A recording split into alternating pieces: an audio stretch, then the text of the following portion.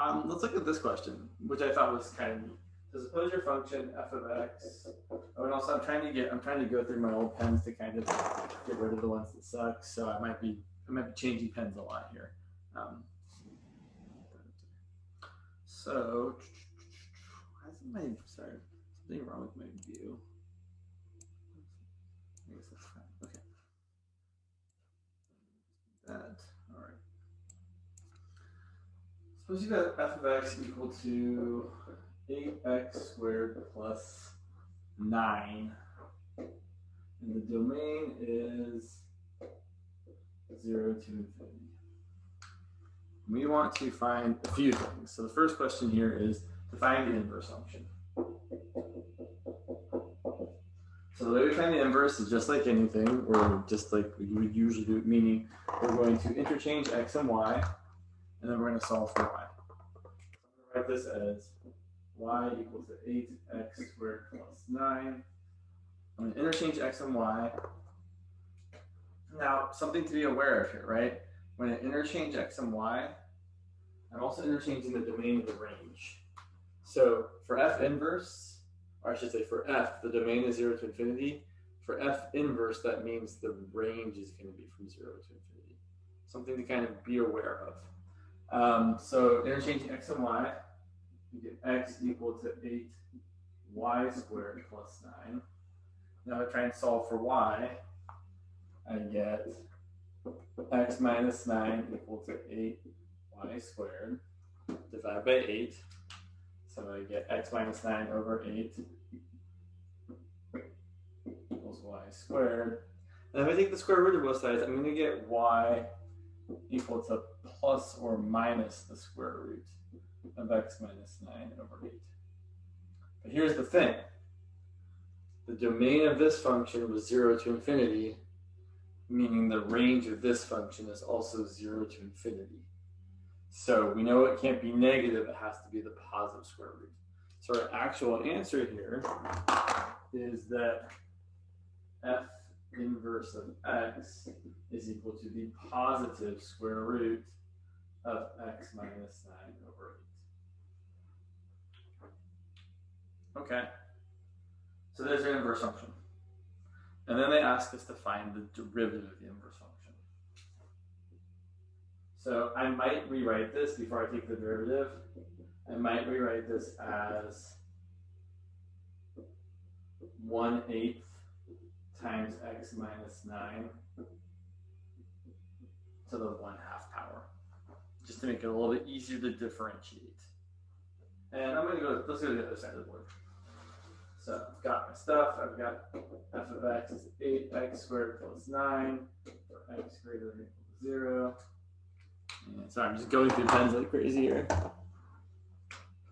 And we just found f inverse of x to be 1/8 x minus 9 to the 1/2 power. Now we're going to take the derivative of f inverse. So the derivative of this, using our usual rules of differentiation, I've got some stuff to the 1/2 power. So the derivative is going to be 1/2 times my stuff to the negative 1/2 power. And what do I have to multiply by? The derivative of the stuff. The derivative. Yeah, the derivative of the stuff. Which in this case, the derivative of 1/8 times x minus 9 is just 1/8. So there's the derivative of the inverse. Okay, now this problem also asks us to find the other thing, meaning they're asking us to also compute the derivative of the inverse using the formula. So we know, so they don't actually say this in the problem, but we have seen plenty of times that the derivative of the inverse is equal to 1 over f prime of f inverse of x. So let's find f prime real quick. F prime of x is, let's see, the derivative of 8x squared plus 9 is 16x. Let me change one second here, sorry. It's always a video setting I forget to modify. Yeah, let's do that. That should help a tiny bit. And so if I'm going to find the derivative of f inverse, it's going to be 1 over f prime of f inverse of x. That's going to be 1 over f prime of x is 16x, so f prime of stuff is 16 times your stuff. There's f inverse right there, so that's going to be 1 over 16 times 1/8 times x minus 9 to the 1/2 power. So now here's the question. Are these the same?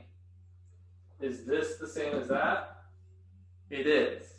I'm going to simplify this just a little bit. Check it out.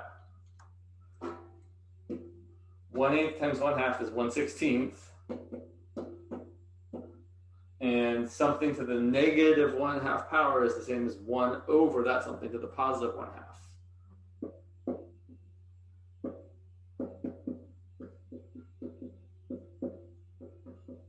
And this are the same. So the point here is that you could do this kind of either way. You could find the derivative of the inverse using that formula we've talked about, 1 over f prime of f inverse of x. Or you could actually find f inverse of x and take the derivative of f inverse of x and get the same result. Kind of neat. Yeah.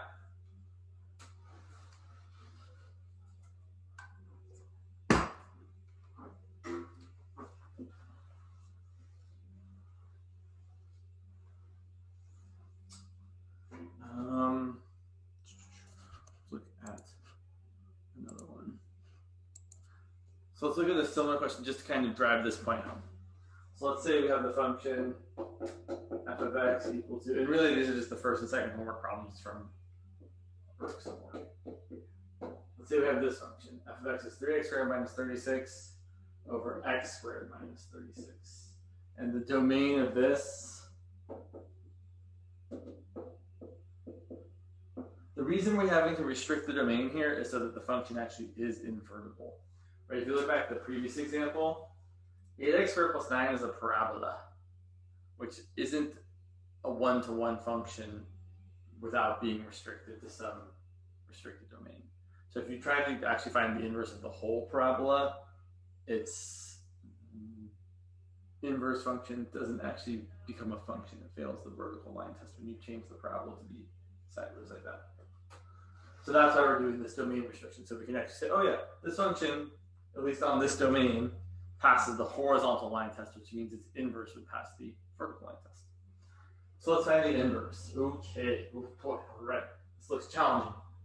So I'm going to do y equal to 3x squared minus 36 over x squared minus 36. Yeah.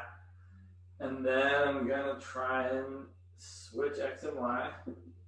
So 3y squared minus 36 over y squared minus 36. And now I'm going to try and solve for y. Remembering that in this, the domain was 6 to infinity. So here, the range is going to have to be 6 to infinity. So when I read this, I'm just saying, oh, this just means y has to be bigger than 6.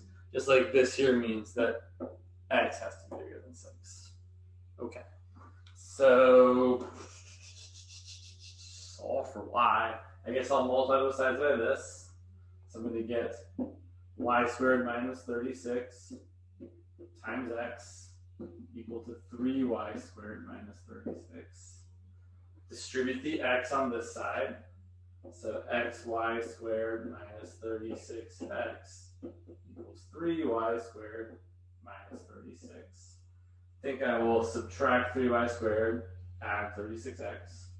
So I get xy squared minus 3y squared equals 36x minus 36. Over here, I'm going to factor out y squared. So I get y squared times x minus 3. On the right side, I think I'll factor out a 36 just for fun. dividing both sides by x minus 3, I get y squared equal to 36 times x minus 1 or x minus 3. And then I have to say that y is going to be, now I could say plus or minus, but I know that since y has to be bigger than 6, it really has to be plus the square root of 36 times x minus 1 over x minus 3. And I would probably simplify that a little bit and say, oh, the square root of 36 is just 6. So I'm really getting that f inverse of x is equal to 6 square root of x minus 1 over x minus 3. Interesting. Are there questions about what we've done here to find the inverse function? Right, it's the usual inverse function process. Switch x and y, solve for y. But now we're going to look at some other interesting questions regarding this. So,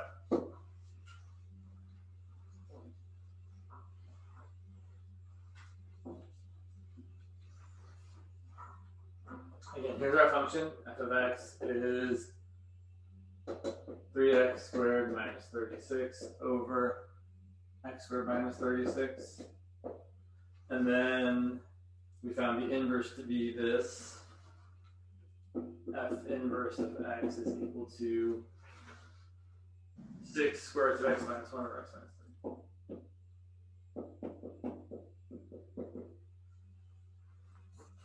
There's really loud noise outside my office. And it's not as loud as other things, but like it's just constant. Like, So, we found the function, we found the inverse. Now we're going to try and find the derivative of f inverse. And let's see, so I've got some stuff, it's going to be kind of nasty. Oh well, that happens sometimes. So it's going to be 6 times, I've got some stuff to the 1/2 power. The derivative is going to be 1/2 times my stuff to the negative 1/2 times the derivative of the stuff, which is going to require the quotient rule. So that's going to be the bottom times the derivative of the top, which is 1, minus the top times the derivative of the bottom, which is also 1, all over the bottom squared. I will point out that we can really simplify the numerator very easily here. Oh yeah, So Chris, I will answer that question in just a second. That's a very good question. But let me do this part here. So if we simplify the top here, I've got an x minus 3 minus an x minus 1. And the x's cancel out, so you just do with the minus sign, so you really just get minus 3 plus 1, which is minus 2. So this top part becomes minus 2, and I can cancel that with the 2 here. So I can really say I've got, fine, 6 times 1/2 is 3, x minus 1 over x minus 3, so negative 1/2. And this is a minus 2 over x minus 3 squared. And I might leave it like that, or I might bring out the minus 2 times 3 and make that a minus 6. Just to kind of see what the other thing we're going to calculate is. So the other thing they're asking us to calculate, and really the whole point of this is just to show that they're the same. They're asking us to calculate 1 over f prime of f inverse. Wow, this one's kind of gross. Okay, so gotta find f prime. F prime of x is, gotta use the quotient rule again, bottom times the derivative of the top, which is 6x minus the top, times the derivative of the bottom, which is 2x, all over the denominator squared. Gross. And then I would simplify the top. So check this out. When I multiply the top, I'm going to get 6x times x squared, which is 6x cubed. 36 times 6 is 216x. And then here I'm going to get a 3x squared times a 2x, that's a minus 6x cubed. And a minus is plus 36 times 2 is 72x, all over x squared minus 36 squared. And the 6x cubes cancel. And negative 216 plus 72 is, I think it's negative 144. So you get negative 144x over x squared minus 36 squared. So then, that's our derivative, that's our f prime. So this is going to be 1 over this, but instead of doing negative 144x over x squared minus 36 squared, we're going to plug in that for your x's. So it's going to be 1 over, this is going to be extremely gnarly.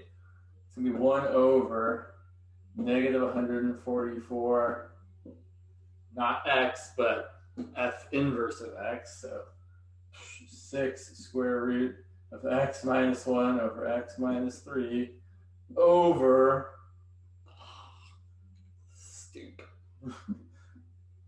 So we're plugging in for x, so you're getting this 6 square root of x minus 1 over x minus 3 squared minus 36 squared. Well, that's just dumb. Here's what I'll say. I know this looks terrible. Fixing this to get it to look like that isn't as bad as you might think it is. So here's a couple things we can do. Well, first, 1 over a fraction, let's flip and multiply. So really I'm going to have the denominator here, which is negative 144 times 6 times the square root of x minus 1 over x minus 3. And then on top I have this whole mess. When I square this, I get 36 times x minus 1 over x minus 3 minus 36 quantity squared.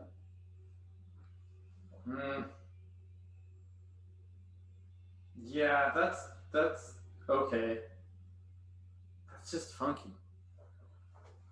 So I'm pretty sure the idea is you can make this part look like that part. But that's just, ugh. Yeah. This one, the first one was a good one. The second one, okay. But Chris did ask a good question, which I mean is asked in the problem, which is they're also asking you to find the domain of the inverse function. So let's actually go back and look at the functions we had. So we had f of x equal to this, and the domain of that was 6 to infinity. And we found the inverse function to be this.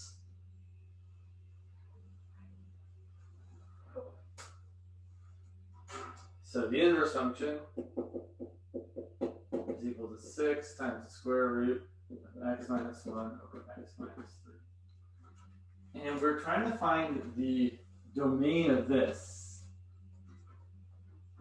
And the problem here is that, yeah, it can be a little bit tricky to figure out what the domain is here. So here's where I'm going to start. I'm going to start just by saying, I'm going to use my usual domain rules. That's not the whole picture, but that's going to be some of it. So I know that the inside of the square root has to be greater than 0.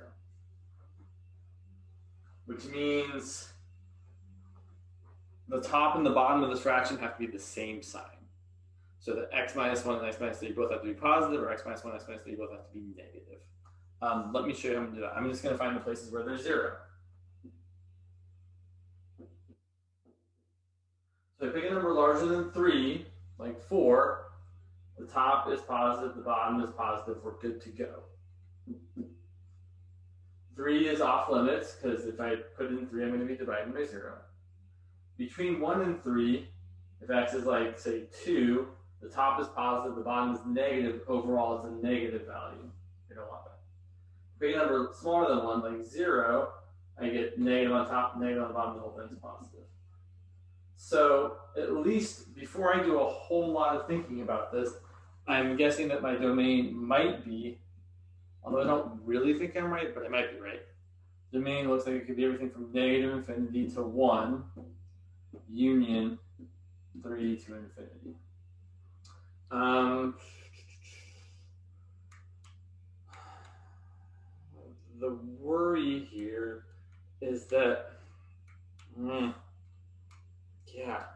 where things are. So actually, I'm going to, since I'm actually looking at the Weber problem, let me try entering that and see what happens.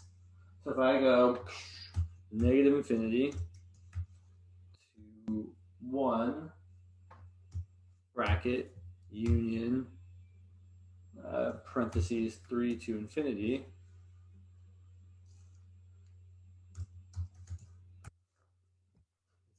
preview my answer here. I logged out. Lame. Okay, oh well. I have a feeling this isn't quite right. And the reason I think it's not quite right is because, so big picture here, when you find the inverse function, you're interchanging the domain and the range. So the domain of this function should be the same as the range of this function. And I don't think, for example, so I'm saying that in the domain here, you get a value of 1.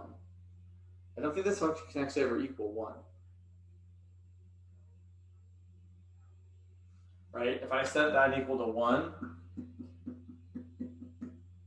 so 3x squared minus 36 over x squared minus 36 equal to 1, and I try and solve for x, and you're getting 3x squared minus 36 equal to x squared minus 36.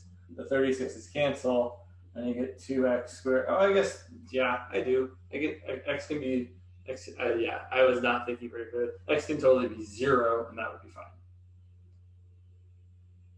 Okay. Yeah, so I'm guessing this is the domain. I wasn't able to check, though, because my computer timed out, unfortunately.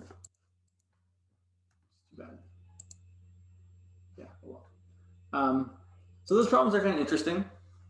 But to answer your question, Chris, no, we're not just reversing it. Right? You really do have to look at the inverse function and think about what the domain is. But the thing I do want you to know is that one thing I do know for sure is that if the domain of this function is 6 to infinity, the range of this function should be 6 to infinity. Yeah. So, yeah, I feel... oh, okay. Yeah, that's my problem. Okay. So, yeah, I'm just sorry. I'm like, my brain is like, there's just a little, so I feel like 1 is a problem here, even though 1 is totally in the domain of this. If you plug in 1, you get a value out of 0. And the problem is 0 isn't in the domain of this function. So I think this is a hard question, is what I think. Yeah, there's an issue here. So problem solving skills, I'm not sure. So let's go ahead and look at the graph.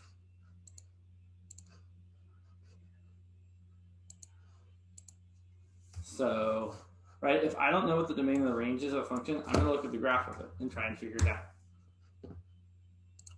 So let's go ahead and graph 3x squared minus 36 divided by, oops, is that right? My function weirdly, I did. Sorry, let me fix how my function is written. That was bizarre.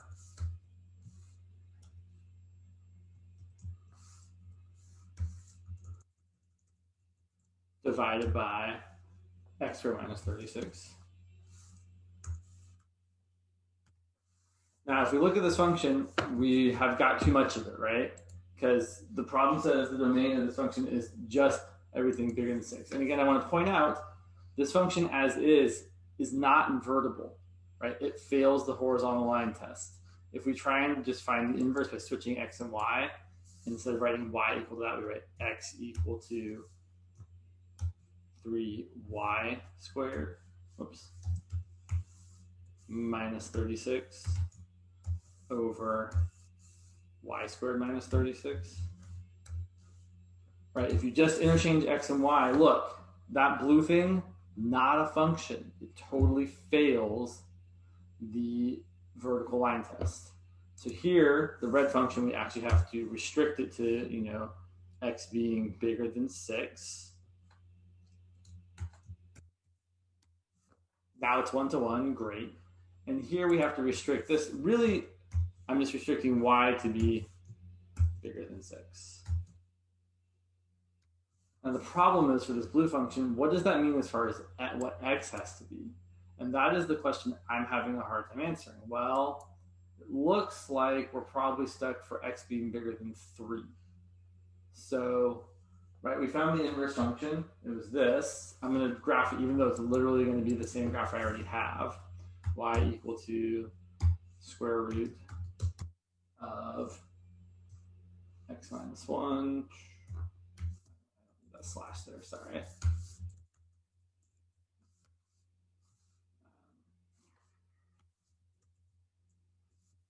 Divided by x minus 3. So, whoops, that looks a little bit, oh, I forgot the 6, sorry. That looks a little bit different.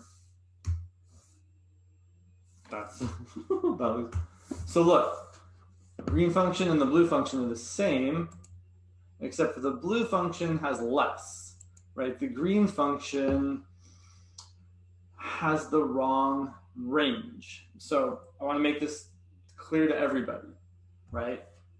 The domain of this function, the domain of this red function has to be the same as the range of the green function. And so the problem is that even though the normal domain of the green function here would be negative infinity to 1 and then 3 to infinity, right? We're going, negative infinity up to 1 and then everything bigger than 3 to the right. The problem with picking the kind of natural looking domain, right? The domain that you just could see by evaluating it is you're getting too much stuff. You're getting places where the function is smaller than 6. And we said the range had to be bigger than 6.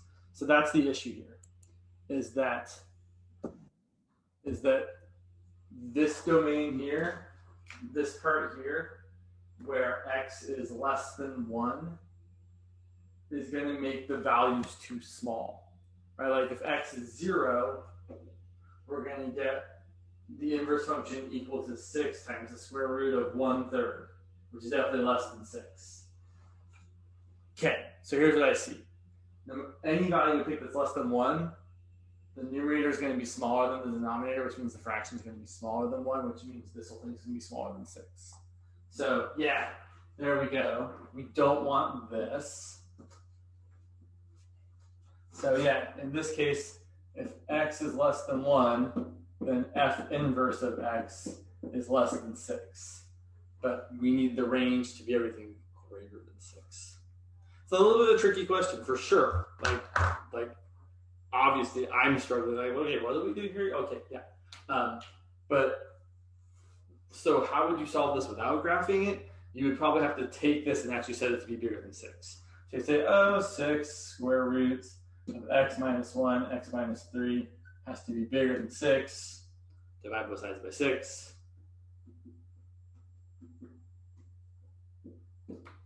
Square both sides.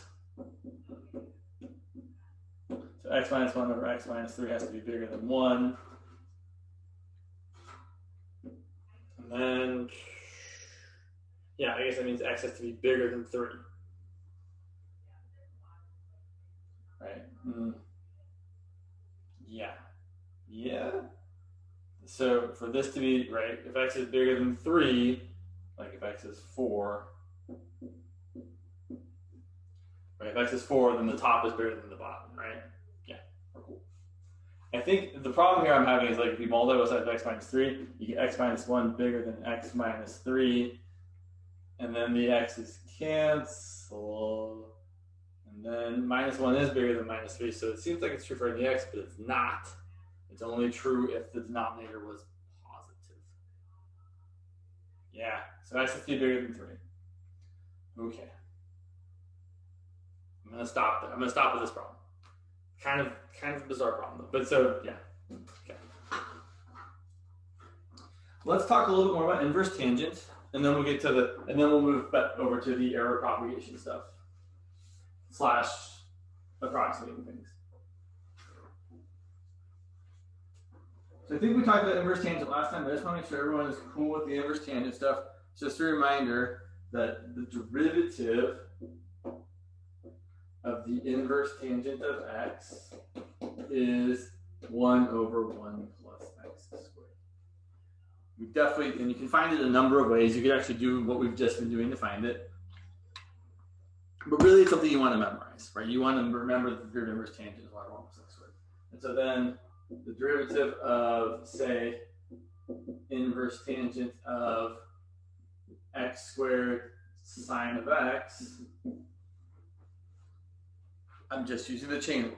So if the derivative inverse tangent of x is 1 over 1 plus x squared, the derivative of the inverse tangent of some stuff is 1 over 1 plus the stuff squared times the derivative of the stuff.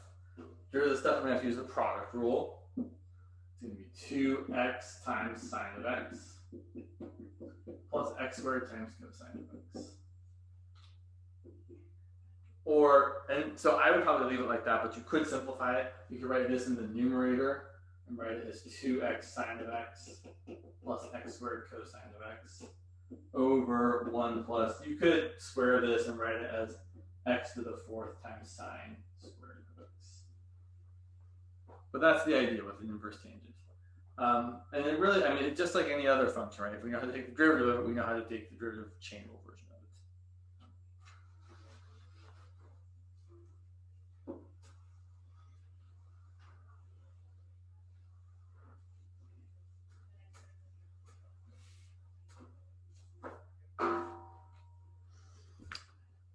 I don't have a lot more to say about inverse tangent. That's kind of all there is to it. I suppose I could ask you a question like, I want to find, ooh, yeah, sure, find the derivative of inverse tangent of x over 1 plus x cubed. And then we'd have to use the quotient rule, which is going to look kind of gnarly. It's going to be the bottom times the derivative of the top, which is 1 over 1 plus x squared. If I had made this 1 over 1 plus x squared, it would have simplified nicely, but it won't. Minus the top times the derivative of the bottom, which is 3x squared, all over the bottom squared. And I'm not simplifying that unless I'm asked to. Right? I'm going to leave that as is unless someone specifically says, I want you to do more simplification. Yeah. Okay. So let's talk about linear approximations.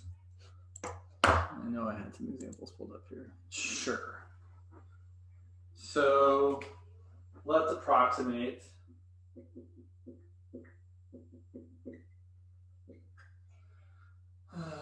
4.9 to the 3rd power without using a calculator. I'm not, right? If you're using a calculator, why would you approximate? You'd see what the answer is. So to approximate 4.9 to the 3rd, our job is to kind of do two things. We have to identify kind of a function. So we're going to say our function f of x is x to the 3rd. Typically, if I'm trying to approximate some number evaluated in some way, I'm replacing the number that's being evaluated with an x to figure out what my function is.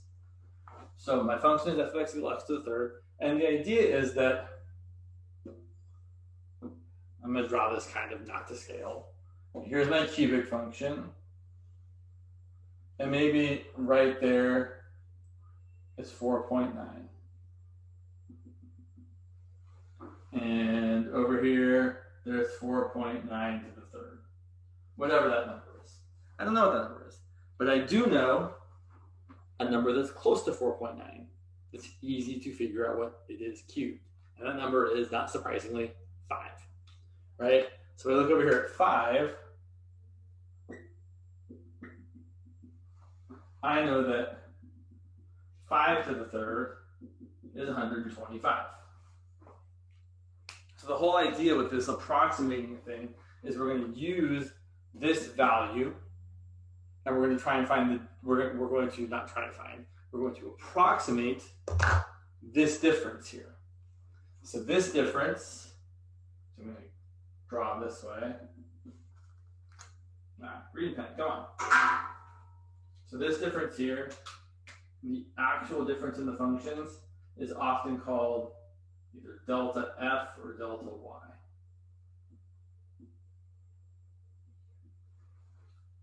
And we're going to approximate that difference with a differential.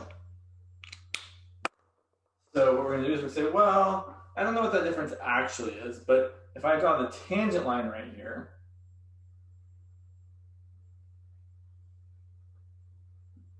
I can say, well, from here to here, this distance is a good approximation of this distance.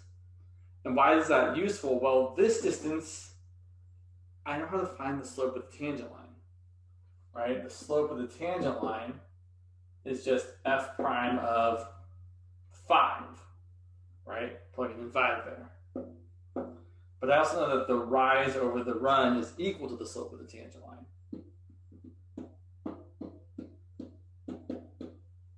So that the rise, which is this part, is equal to m, the slope of the tangent line, times the run. Or written in more mathematical notation, dy, the differential, the approximate change in y, is equal to f prime of x, the derivative at whatever x you're looking at, times dx, the amount of change in x, or the run. So in this case, we're going to get our dy here is going to be f prime of 5 times the change in x, which is going to be a negative change in x, because we're thinking about starting here and going back that way. So it's going to be times a negative 0.1. Okay. So one way you could do this is say, okay, well, I know that 4.9 cubed is going to be approximately 5 cubed plus f prime of 5, the slope of this times the distance there, negative 0.1, which is going to be 125 plus f prime of 5. Well, I need to find the derivative. That's going to be 3x squared. So f prime of 5 is going to be 3 times 25, which is 75, times negative 0.1. So that's going to be 125 minus 7.5, which is going to be 117.5.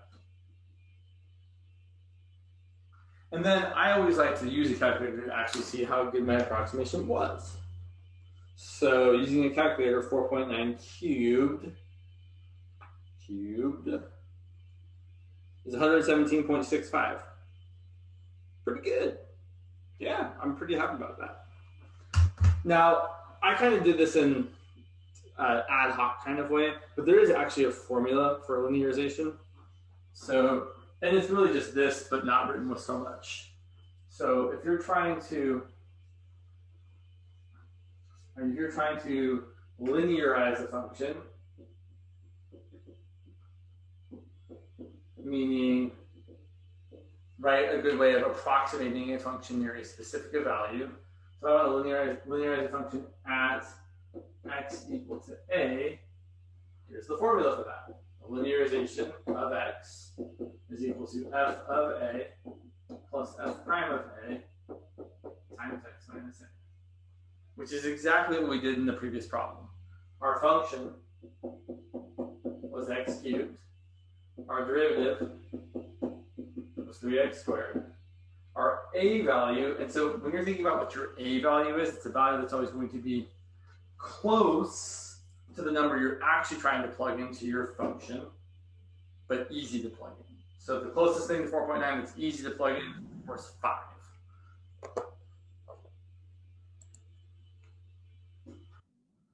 Our a value was 5. And then we saw that f of a was 5 cubed, which is 125. And then f prime of a was 3 times 5 squared, which is 3 times 25, which is 75. So then our linearization, which is just the equation of the tangent line at the particular point we're looking at, is f of a plus f prime of a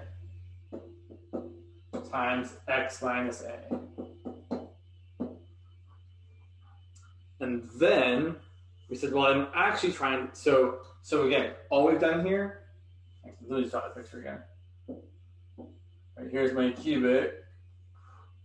All we've done is said, oh, here's the point 5, 125, and I'm finding the equation of the tangent line at that point. So there's my tangent line, and then what we're saying is, oh, I'm going to use that tangent line. Okay, right, that's point 5 right there. I'm going to use that tangent line to approximate my function, x cubed, at the point 4.9. So 4.9 is like right here.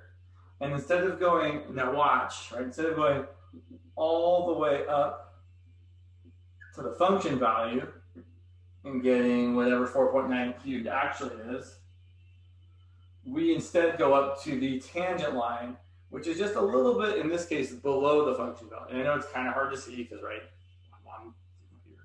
But we're actually plugging in 4.9 to the line linear function here, and we're getting, oh, 4.9 cubed is approximately L of 4.9, which is what we just found. 125 plus 75 times 4.9 minus 5. So that's the idea, is that when you're trying to approximate something using a linearization, you are using the line that's tangent at a point that's close to the point you're trying to evaluate it at. Let's look at another example.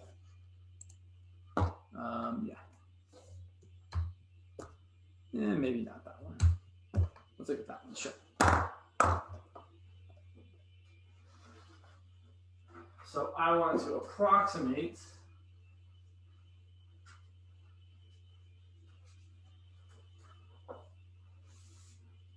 so I went outside my window. Okay, I want to approximate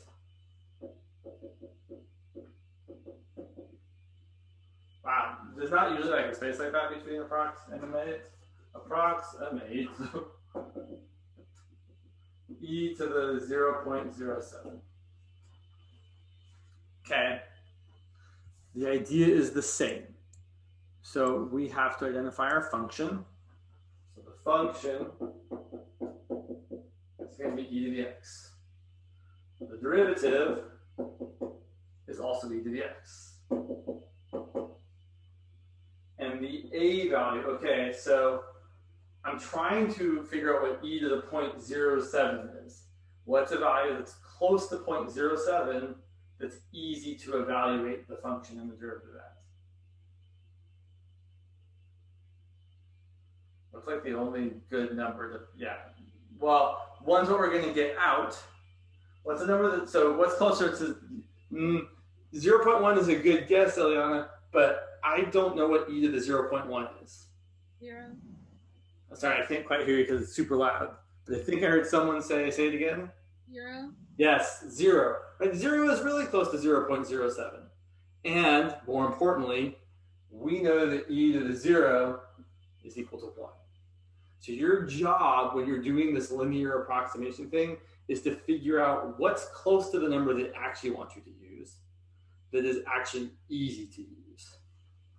So our a is going to be 0. And then I like to write down the formula again. I guess I should write down that f of a is e to the 0, which is 1, and f prime of a is also e to the 0, which is also 1. Okay. So my linearization is f of a plus f prime of a times x minus a. So f of a is 1, f prime of a is 1, x minus a is x minus 0. So here's my linearization. It's the line 1 plus x, which if you think about the graph of this exponential function, e to the x, shouldn't be terribly surprising. Right? We know that e to the x looks like this. It goes to the point 0, 1, and at the point 0, 1, the tangent line has a slope of 1. So it's really, really not surprising that near that point, this red line is a good approximation of this green function. And then we're going to plug in 0.07. And instead of getting, the actual value here, right, whatever that was, that would be e to the 0.07. We're going to get this value here, which is going to be a little bit lower, right? We can see from the graph from the actual value. But, right, if we plug it into our function, e to the 0.07 is approximately the linearization at 0.07, which is going to equal 1 plus 0.07, which is 1.07. On the other hand, and we can see again from our graph that this should be an underestimate. If I actually plug in e to the 0.07, I get 1.0725 approximately. So yeah, this is a little bit underestimating what the actual value is. No surprise from the graph. So that's the main kind of idea with these approximation problems. You're given well, I should say, right? Sometimes they're straightforward like this. Sometimes they are a little bit more convoluted, like this next example. Time is it? Okay, cool. We still got plenty of time. Don't worry, we're going to get to error propagation.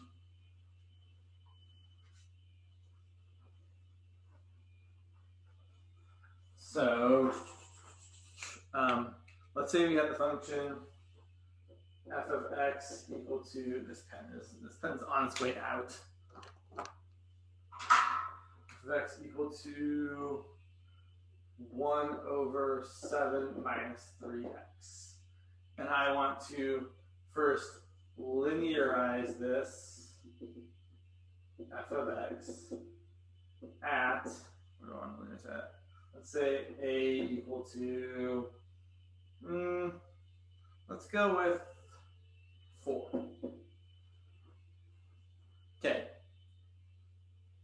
These words, linearize the function at the point, just mean you're finding the equation of the tangent line at that point.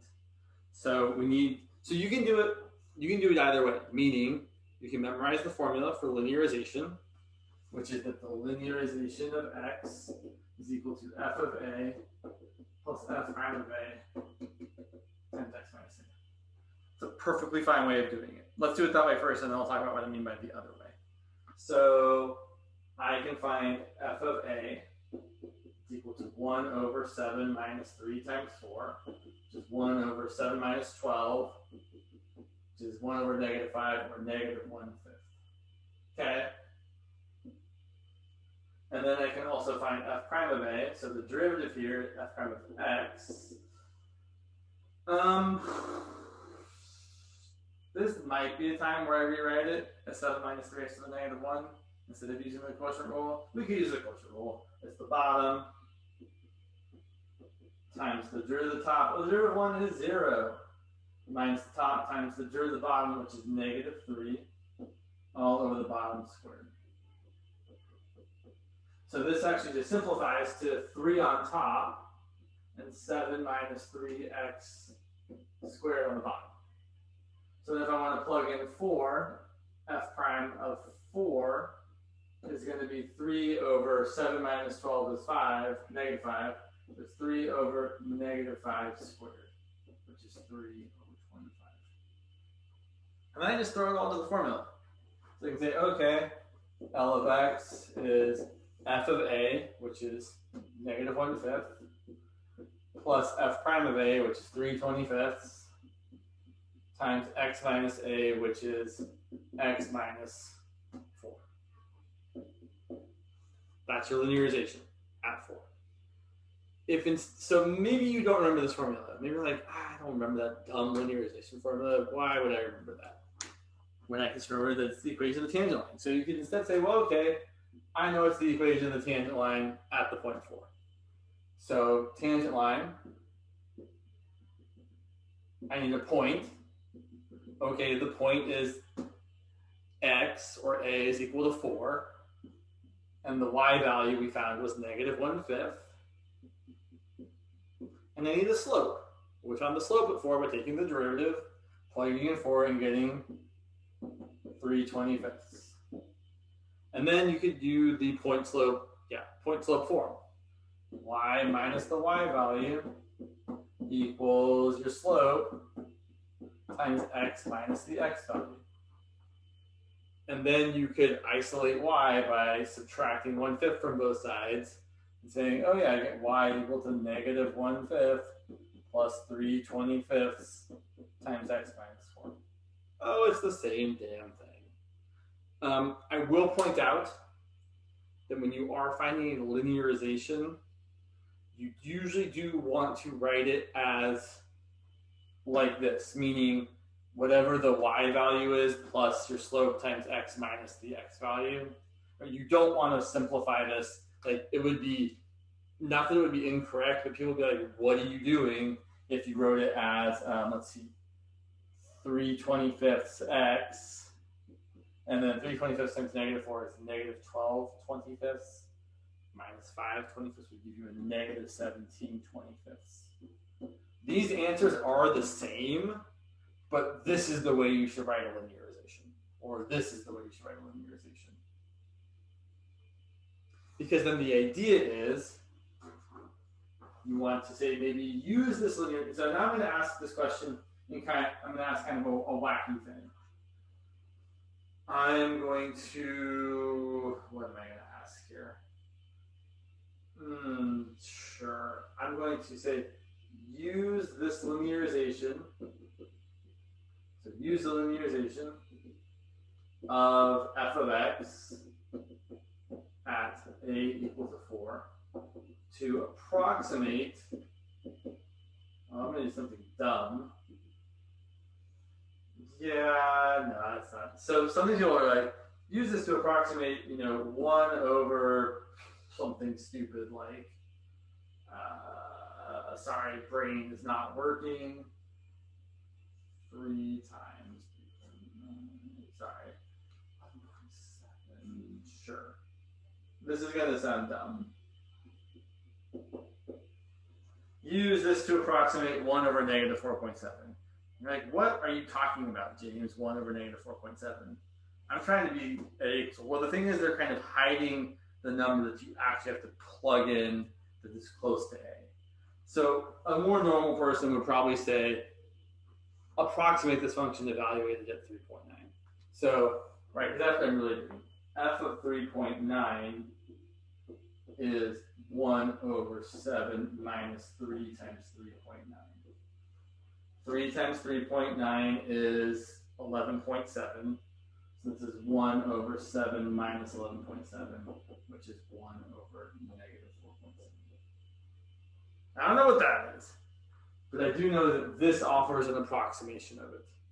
I can say, oh, what I'm really going to do is I'm going to say that 1 over negative 4.7 is approximately the linearization evaluated at 3.9, which is going to be negative 1/5 plus 3/25 times 3.9 minus 4.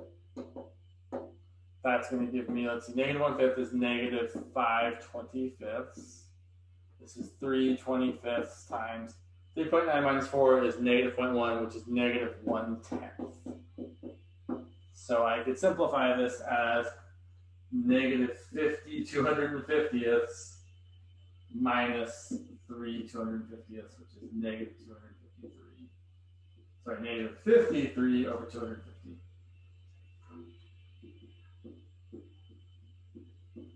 Which might seem like a silly answer, but you could make it a decimal really easily. If you multiply this by 4 over 4, you're going to get negative 212 over 1,000. which is just negative 0.212. All right, so linearizations are just equations of tangent lines. And then sometimes you're plugging in points to kind of figure stuff out. Let's take a look here. Yeah, not you.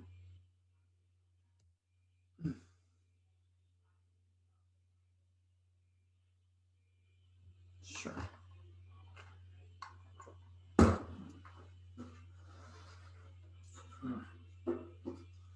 Can you guys hear the noise that's outside my office? I think so. Sounds like the. What's that? Sounds like a whooshing. Yeah. Yeah, you probably can't hear it very much or at all, but I can definitely hear it. It's like,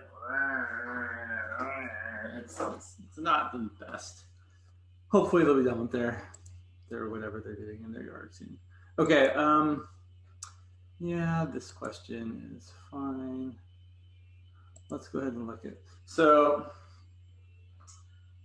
error propagation is basically just the idea that if you make an error in your measurement of something and then you kind of evaluate a function of that thing, that error might get increased or decreased depending on what the function is doing. And I feel like actually, let me look for 1 second here. I feel like Guy's worksheet 8, group homework 8, really kind of actually did a good job of kind of explaining this in question like 2, where he talks about sensitivity. So, right, so if you think about, so actually let's kind of go back to the linearization idea for just 1 second, right? So I've got some function, so draw like this, and if I'm using the linearization to approximate that function, here this, the steeper the slope of my linearization, the more a small error is going to affect or is going to be propagated through to the actual value, right? So like if, for example, I'm just going to make up a function. If, for example, my linearization was something like with a really large slope, like, I don't know, let's say this point is f, this is the function f of x. This point is, I'm just going to make up numbers. Let's say it's 4, 6. So my linearization is going to be 6 plus whatever the slope is times x minus 4. And right, if I'm picking a value of x that's close to 4, sorry, so this is going to be f of some number close to 4. Right, because we're always using a linear approximation for values that are close to where we've actually done the approximation at. So if I plug in something close to 4, I'm going to get 6 plus whatever my slope is times that number that is close to 4 minus 4. So the whole idea here is that whatever you're getting here is going to be small, right? You're not going to be too far away from 4. Like maybe we're picking something not very interesting, like 4.1. Right, maybe we pick this point right here, and we're using that value there instead of that value there. And so that's actually f of 4.1, and this is the approximation. But how much your approximation is off by is going to depend on your slope. If your slope is really steep, moving over just a little bit is going to really increase your value. That's called having a high sensitivity. Right? If this slope is really big, like maybe we're doing some crazy function where the slope of the tangent line is 100. And even though, right, 4.1 minus 4 is small, it's just 0.1, 100 times 0.1 is still 10. So depending on what the slope of your tangent line is, it's going to really kind of let that error carry through to what your output is. Whereas if your slope is small, it's not going to matter as much. So let's look at this example. I think this is a good homework. This is problem 22 from homework 8 for Quran, if you're curious.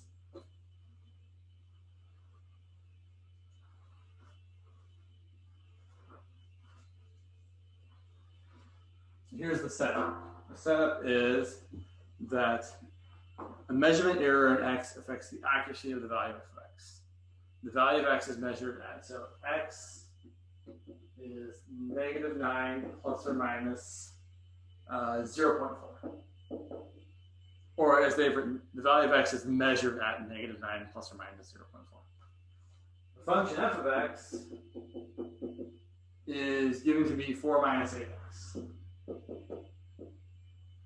And the question is, find an interval of the form, and they've written it this way. So find an interval of the form, and they've got brackets. So bracket f of x minus the change in f,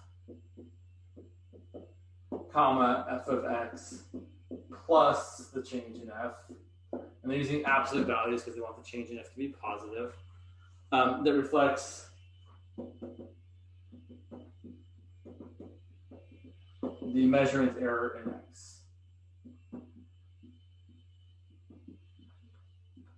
Okay. I think it's really good to draw a picture here. In fact, I'm going to go to the other side and draw. So I'm going to draw this function, and yeah.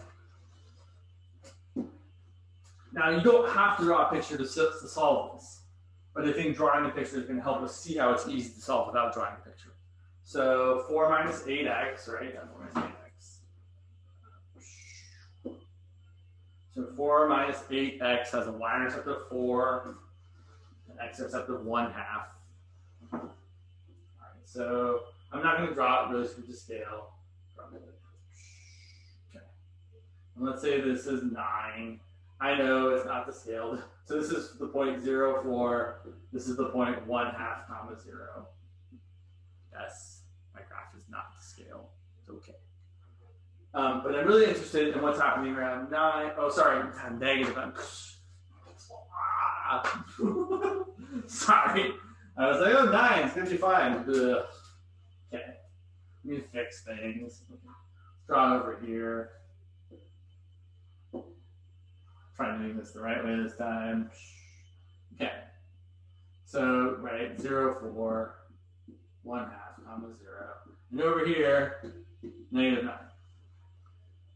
And so, again, we said that x was between -9, or x is measured to be -9 plus or minus 0.4. So we're going to go 0.4 to the left, 0.4 to the right. So -9 minus 0.4, and -9 plus 0.4. And then we're going to just see where that gets us.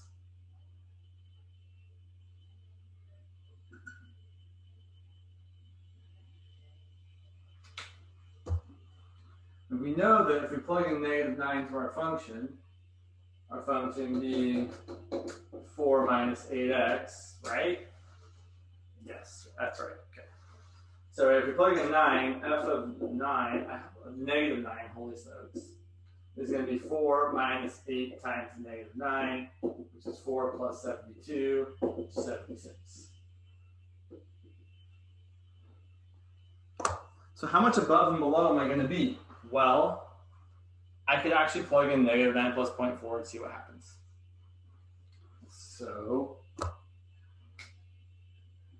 f of -9 plus 0.4, I know I could write that as -8.6. I don't want to though, right? Because it'll have to be 4 minus 8 times -9 plus 0.4. And I'm going to distribute, and look what happens. This 0.4 is getting multiplied by that -8. It's magnifying that kind of error by a factor of 8. So we end up getting here 4 minus 8 times -9 is plus 72. So there's your 76 from before, and then -8 times 0.4 is going to be -3.2.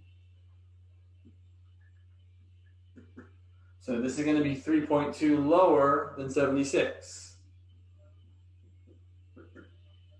And since this is linear, the same amount is going to be above. When you plug in f of -9 minus 0.4, you're going to get 4 minus 8 times -9 minus 0.4, which is going to end up being 4 plus 72 plus 3.2. Sorry, 7. Yeah, so it's going to be 76 plus 3.2. Now here's what we could have done. We could have said, hey, look, the error is 0.4. The slope is 8. 8 times 0.4 is 3.2. That's how much you're going to be off by, either above or below.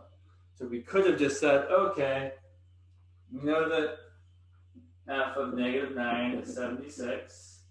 And we know that the error being 0.4,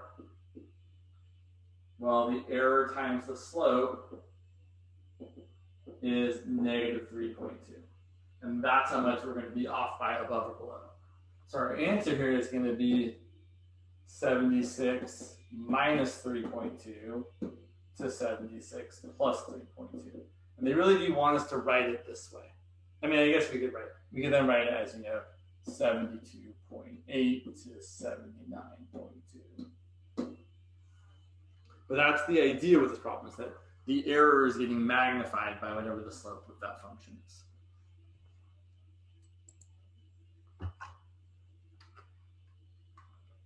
Now, it's different if your function isn't linear. And I feel like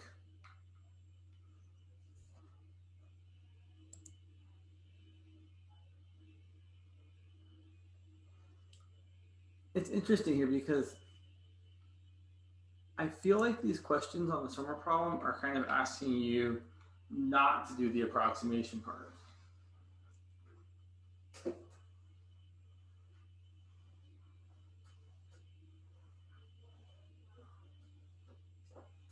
So let me show you an example that I'm kind of used to thinking about for these problems. I was doing a tricky one in class the other day. Let me do a not super tricky one. So let's say we have a cube, an ice cube. An ice cube, it's not melting. This isn't a related rates problem. An ice cube is measured to have an edge length, the big ice cube, of 5 inches plus or minus 0.1 inch. What's the approximate error in the volume?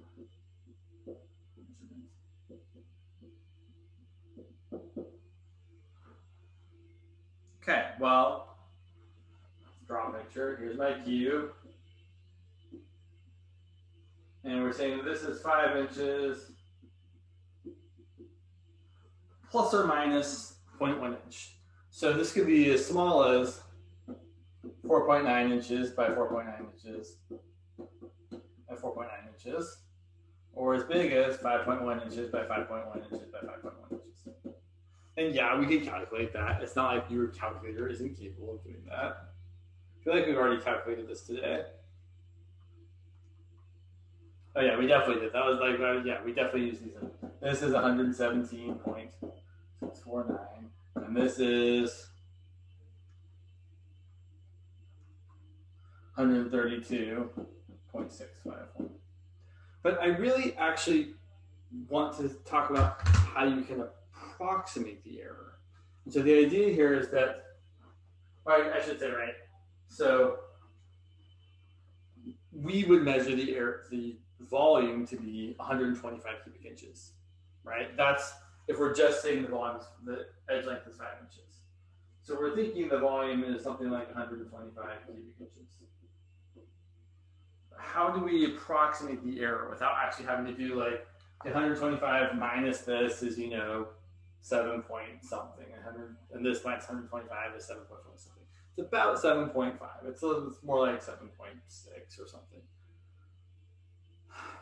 I want to know, how do I figure out what this approximate change in volume is? Well, I don't want to actually do 5.1 cubed minus 5 cubed, or 5 cubed minus 4.9 cubed. What I want to do is I want to use the differential, meaning I know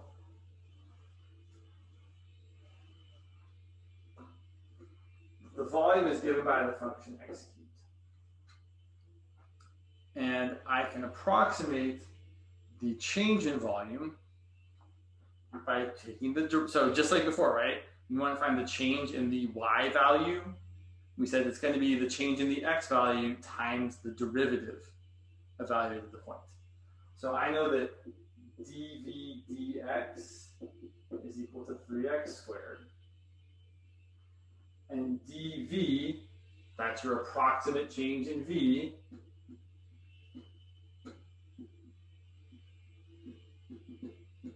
is equal to 3x squared times dx, which is your change in x.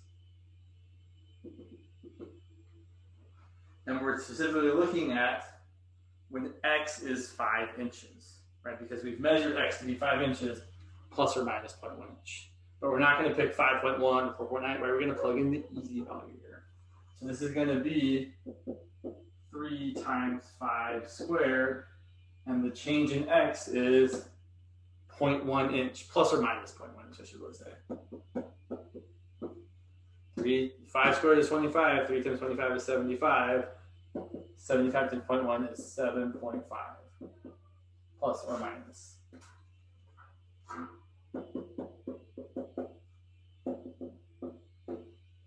So it's not exact, but we have approximated that the error in the volume is going to be plus or minus 7.5 inches.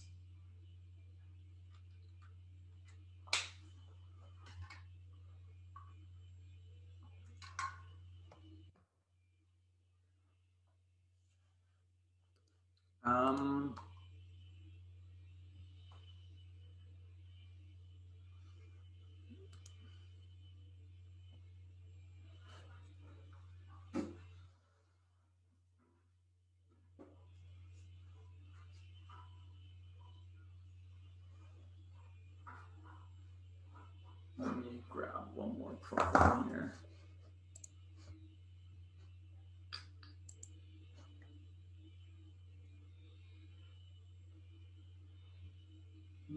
That's not what I'm looking for.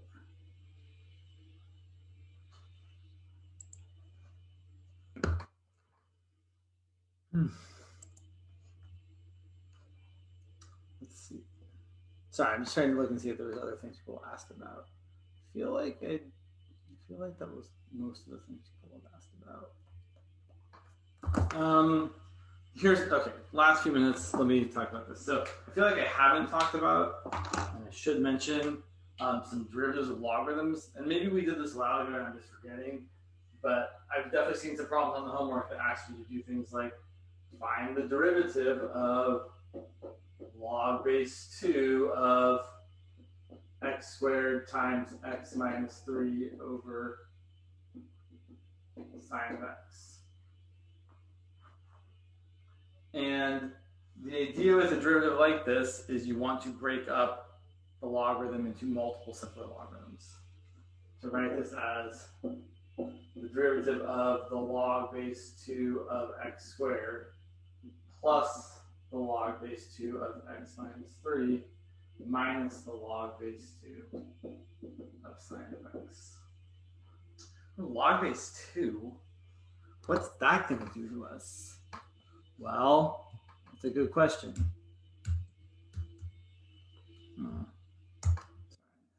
I know it's fine.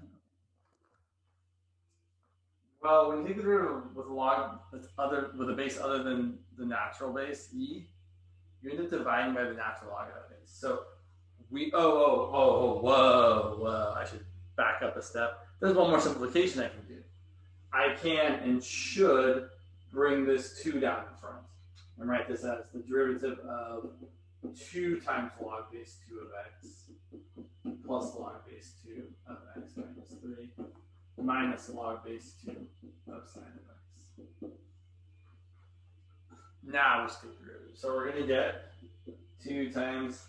So let me ask you guys a slightly different question. What's the derivative of the natural log of x? 1 over x. Right. So the derivative of log base 2 of x is almost the same. It's 1 over x, but there's also a natural log of 2 down there. Same deal here. The derivative of log base 2 of x minus 3 is 1 over x minus 3 times the natural log of 2. Really, it's 1 over your stuff times the derivative of your stuff, but the derivative of x minus 3 is just 1. Minus 1 over my stuff times the derivative of my stuff, but then there's also division by the natural log of 2. So whenever your base isn't e, you always have to, for these logarithmic ones, you have to divide by the natural log of that base.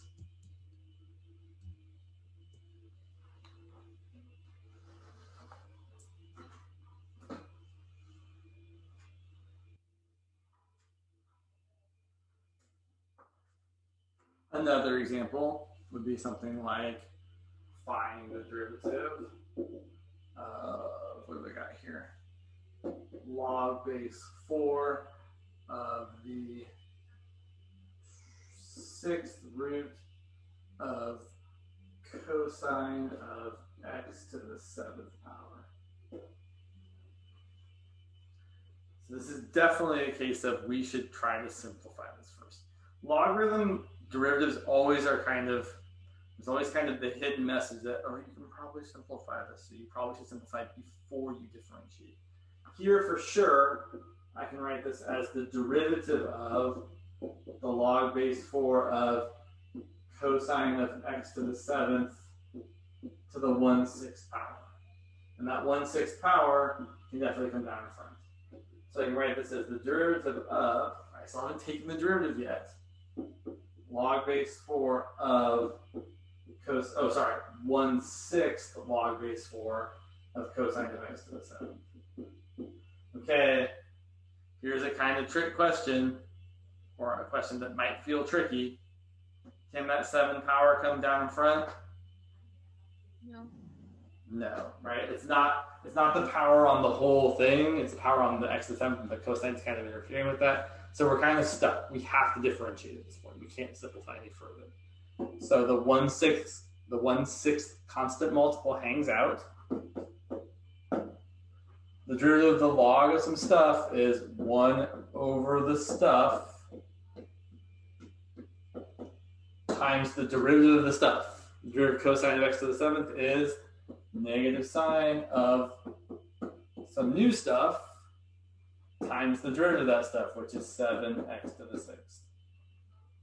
And what do I still need? ln to the Natural log of 4. 4. Right. And now most people would probably write this more compactly.